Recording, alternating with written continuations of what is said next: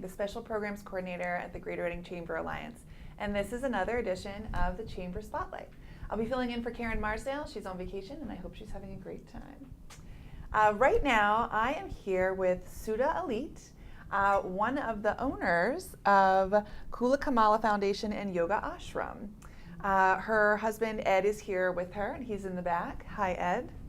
And we're going to be talking a little bit about where you've come from, what you do. I would love to tell the crowd about what you have going on. You opened in 2007. Yes, we did. We actually, we originated in New Jersey. And so a little bit more than 10 years ago, it's closer to 12 now. And we opened up a little school in Lakehurst, New Jersey. And from there we moved to Toms River, and then we came here. We started off as a business with owners, myself and my husband. But then at some point down the line, we decided that we were going to transform into a nonprofit organization. And so now there's actually no owner, it's only founders. Okay. And so we're more appropriately called the founders of the organization. And the work that we do is for the greater good of the community. So we use yoga therapy, and other mindfulness practices in order to support greater happiness, health, wellness, reduction of suffering, to think outside of the box for people when they're trying to solve their life problems and to recover or heal from life traumas. And so we have a very broad scope of tools that we both teach the general public, we teach professionals, and we also train yoga teachers and yoga therapists to bring it back with them. Yeah. So would you say that you're doing these things through yoga, or is it above and beyond yoga? It's through yoga. Okay. It's absolutely through yoga, yes. An ashram is actually a spiritual school of yoga. And typically an ashram is set a little bit away from highly populated areas so that it's a little quieter, so that when people come in and they take their yoga class or they attend meditation or they come in and do what's called kirtan, which is chanting, that it's quiet, there's very few distractions, it's a very clear environment. Okay.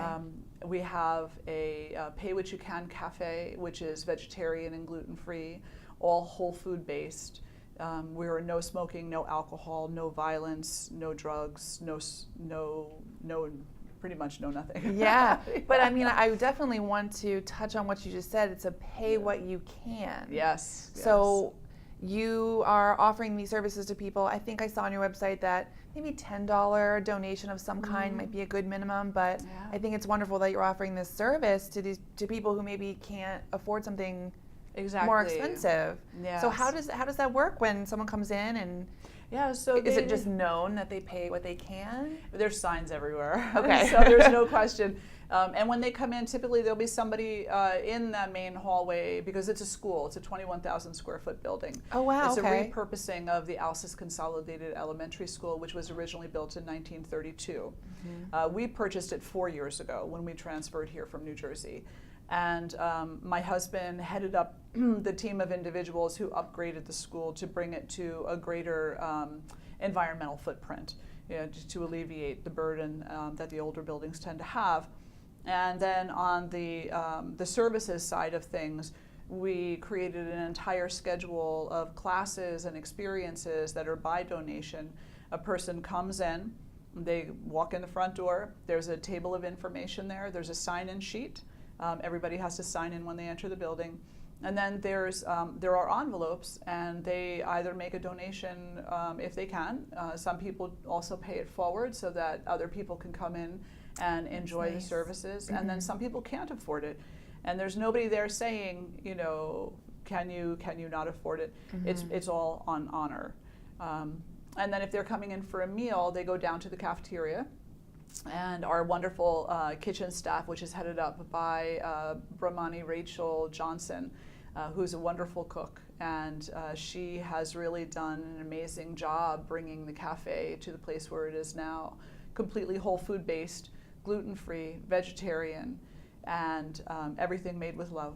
So people just get in line, they ask for a dish, they get a dish, they go, they sit in the gardens and enjoy, or they go sit in the student center and enjoy their meal. That's lovely. And when are you open during the week? Are you every day? Yeah, we're open 7 days actually. And so Generally speaking, the hours are 7 to 7, but the cafe is not open except for weekends. Okay. So Wednesday evening we do serve soup as dinner. And then Friday evening we have a dinner from 7 to 8:30. Saturday we serve brunch, and Sunday we serve brunch. And the other days the kitchen is for trainings and for other things that are happening at the ashram.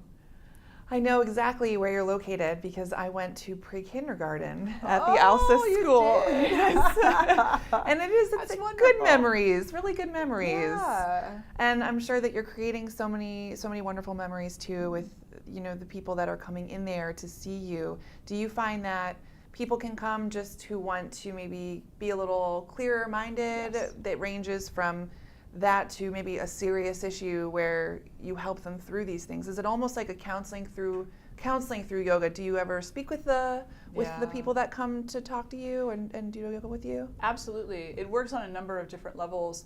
The first is the most basic level, and those are classes. They're public classes. And we really do cater to individuals who are just starting off. We have specialty programs also for people who have been practicing for a while, but we really work to keep it simple and practical so that anybody coming in can attend our classes and take away something valuable from them. If an individual is looking for something more than that, then we also provide private spiritual counseling sessions, private yoga therapy sessions. We do have a massage therapist on staff as well. And so individuals can opt for that. Those are not by donation services, though. Those are fee services for the private sessions.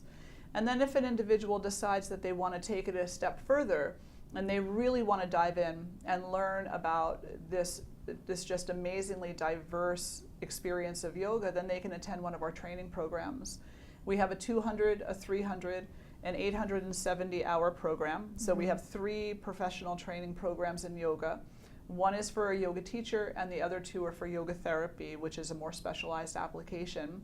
And then in the new year, we're actually going to be starting a spiritual leadership training program for individuals who would like to work either with themselves, with their families, or with their communities through a greater understanding of peace and what brings that about.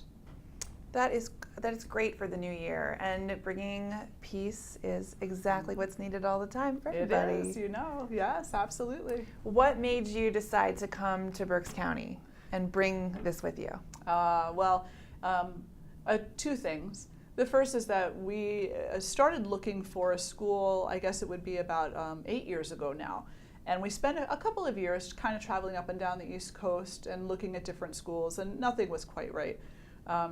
And then my husband, he was very astute at finding these properties. And one day I said to him, perhaps we should just put this on the back burner for a little while.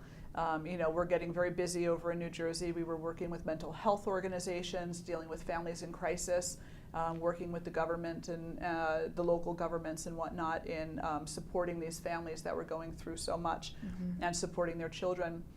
And so we agreed, that we would just kind of stop looking for now.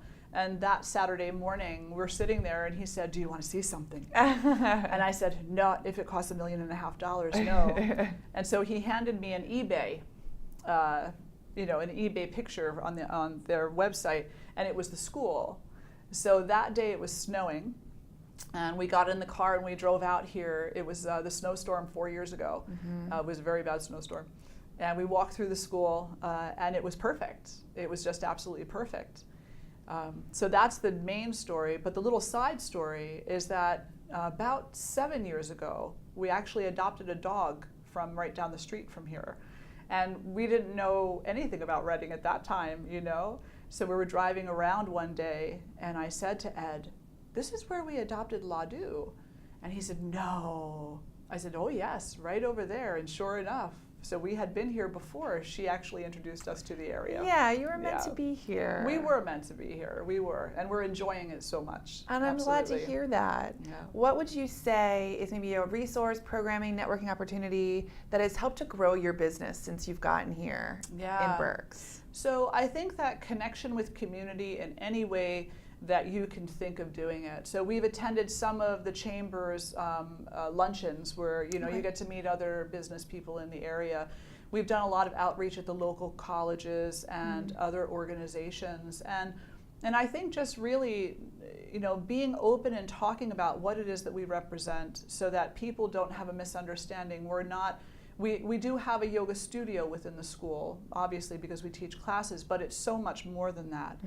There's something there for every person who is looking for more peace in their life. There's something there for everyone who's looking for greater health. There's something there for everyone who is looking for a different way to communicate with themselves, their friends, their family, their coworkers, their community. There's something there for everybody. It really sounds like it. And we can't thank you enough for bringing something like this to our community. No. We're happy to have you here and Thank you. get the word out about Kula Kamala, and we're just so thankful that you were here, so thank you for coming. Thank you, and thank you for having us here and helping us to get the word out. You're very welcome.